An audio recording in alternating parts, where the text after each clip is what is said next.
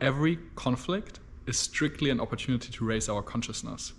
So in this scenario, we can sit down and ask ourselves and contemplate, all right, how am I actively creating suffering for myself right now?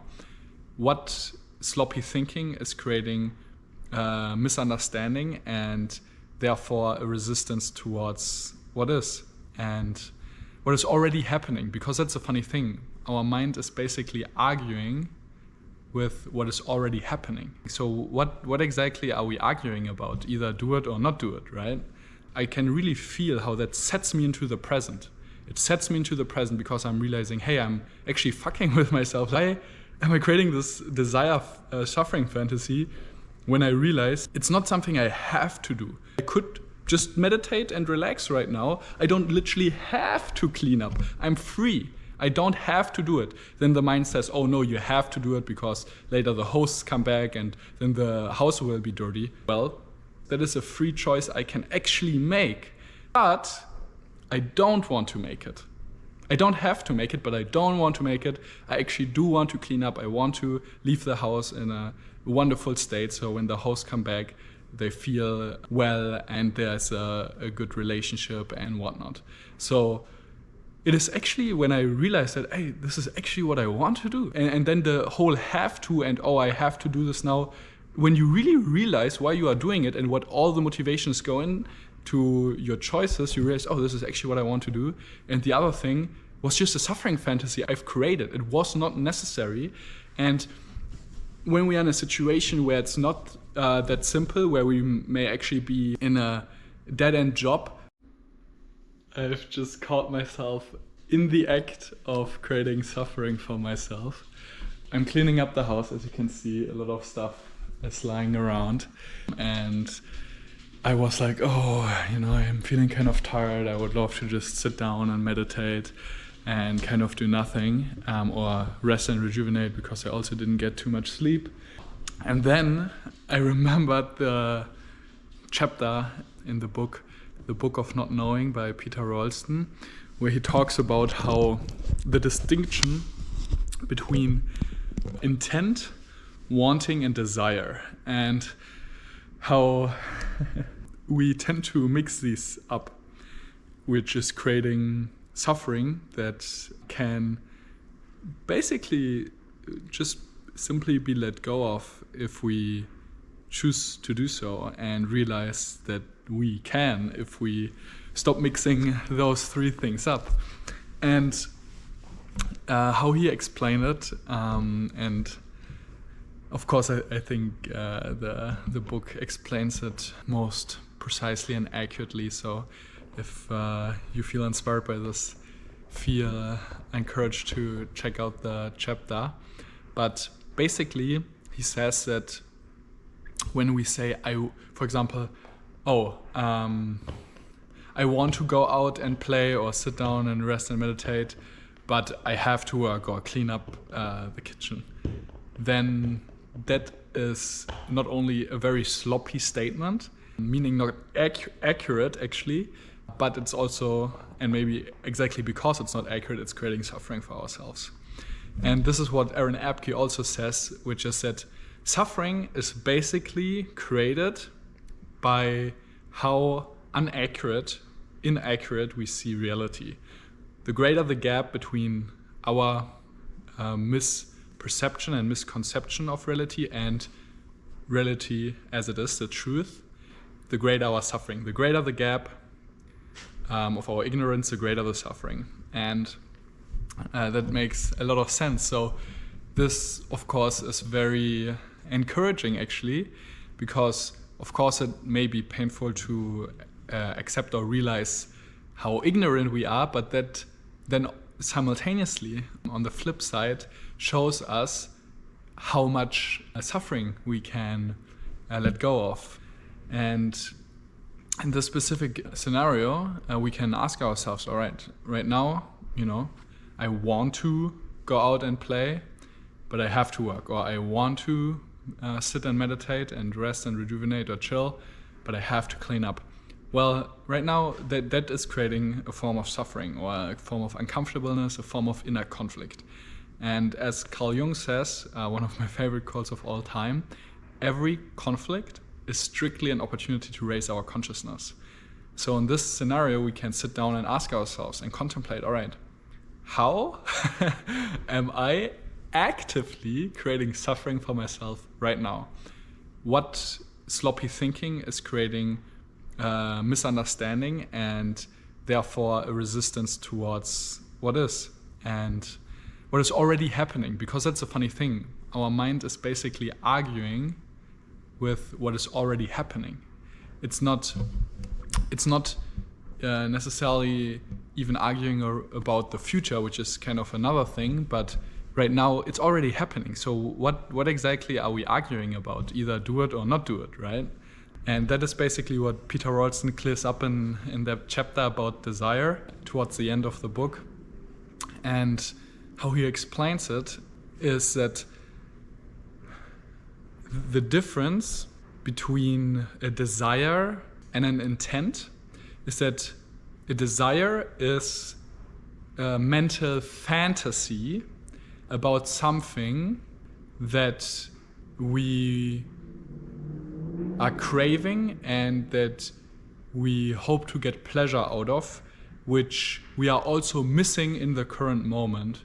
And there are a few other components he lists. He basically says that desire consists of, I think, 3 or 4 components. And it's not just one single atom block of experience. It's actually a molecule of many different atoms. He says it has 3 or 4 components. And the interesting thing is that if we remove any one of those elements or atoms of desire, the construct collapses and it's literally impossible to desire.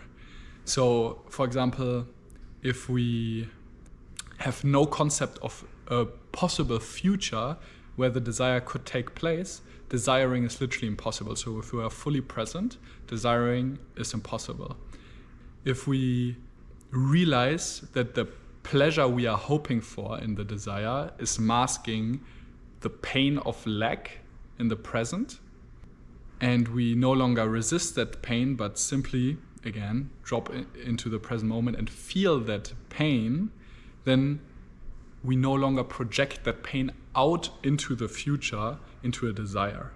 Because essentially the desire is a pain in our heart that is right now. It's not in the future, it's not in the past, it's right now. Not a wish that anything in the past would have been different or a desire to have something in the future. Right now there's a pain of not having it. And that is kind of a little bit of a side tangent. The main point I was kind of leading up to is that desire is a mental fantasy. And desire is not intent. Intent means something we intend to do right now and we actually do it. So I intend to speak right now. I intend to cuddle this doggy. And I'm actually doing it. Like, it's the intent is basically, okay, and it's basically an action or the entrance into an action, the mental command to an action or commitment to an action. And it's also the primary thing we actually do. So, for example, right now, I choose to clean up, or when we choose to work, the example he makes in the book, we actually do it. So I intend to clean up right now. I'm actually doing it. So the reason is, why would we do it if we didn't want to do it, if we actually wanted to meditate and play? Well, we are actually kidding ourselves because we don't actually right now want to play or just sit down and meditate. Otherwise, we would actually do it, right? So what happens is that we, for example, right now say, okay, I think I want to go out and play, but actually, based off the greater context of my life, right now it makes sense for me to work because actually my priority is higher to get something done or work towards something or build something or have a certain contribution to the world, or right now actually this is something I want more.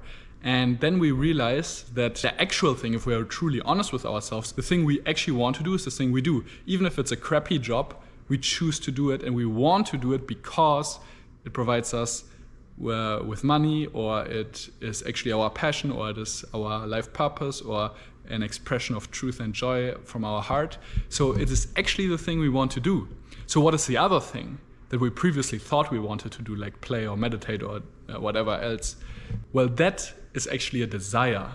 It is a desire, meaning a mental fantasy with which we are actually torturing ourselves. So I like to call it a suffering fantasy, to make it clear what a desire actually is. A desire is basically a suffering fantasy that we create, and we deceive ourselves or kid ourselves into believing that this is actually what we want, but that's not true.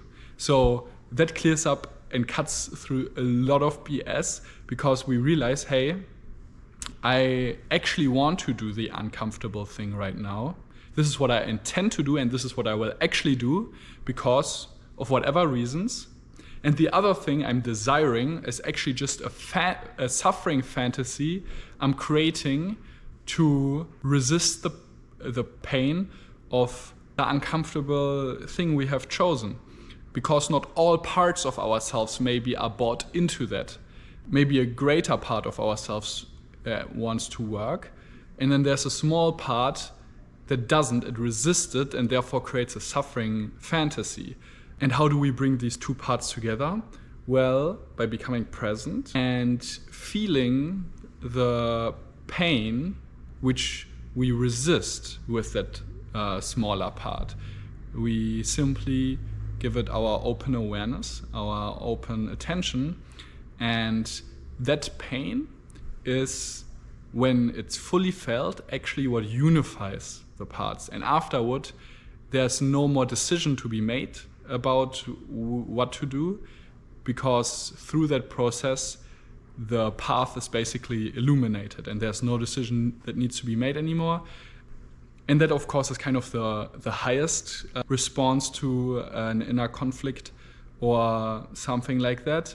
And it includes the whole being of us and the emotions and the fragmented parts in our subconscious mind. But even if we can process a subtle pain like that or a bigger pain like that, just this mental framework I've presented from Peter Ralston can be very helpful. What I just talked about with the pain, Peter Ralston does not talk about so explicitly.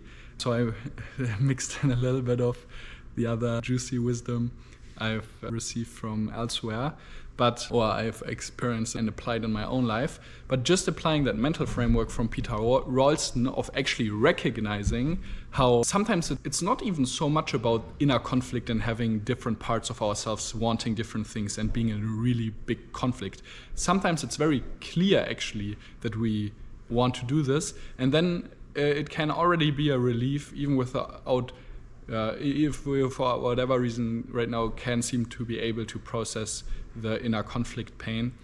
It can be incredibly helpful to just recognize the suffering fantasy of desire we are creating for ourselves.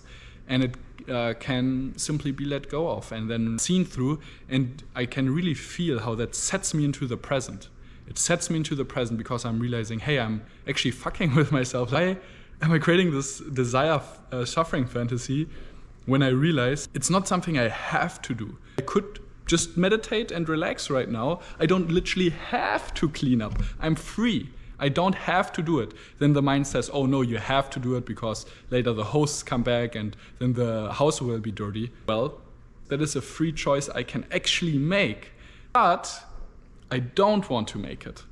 I don't have to make it, but I don't want to make it. I actually do want to clean up. I want to leave the house in a wonderful state, so when the hosts come back, they feel well and there's a good relationship and whatnot. So it is actually when I realized that, hey, this is actually what I want to do. And then the whole have to and, oh, I have to do this now. When you really realize why you are doing it and what all the motivations go in to your choices, you realize, oh, this is actually what I want to do. And the other thing was just a suffering fantasy I've created. It was not necessary. And when we are in a situation where it's not that simple, where we may actually be in a dead-end job, well, still in this situation, considering all the factors of our lives, it applies. it is what we want to do right now. And simultaneously, we can say, hey, this is a strategic plan. I'm going to work this job so that I can eventually dedicate time to a hard project or something that is truly an expression of my truth and soul. So there again, especially in those kind of scenarios, allowing that pain and then surrendering to where life leads us can be extremely powerful. And on that note, I love the book The Surrender Experiment by Michael A. Singer, as well as Feel and Heal Yourself by Detlef Rehbein. The latter book talks about the pain processing and the different parts of our subconscious mind. And the Surrender Experiment, I would say Feel and Heal Yourself is very practically oriented. And I've been working with Detlef one-on-one on Zoom sessions. And then the Surrender Experiment is just a great book to get a greater perspective on the voice in our head and how crazy it sometimes is and how we don't really have to believe it, and how there's a path that we can tread and how we can be freed out of our circumstances without needing to hatch out a plan, actually.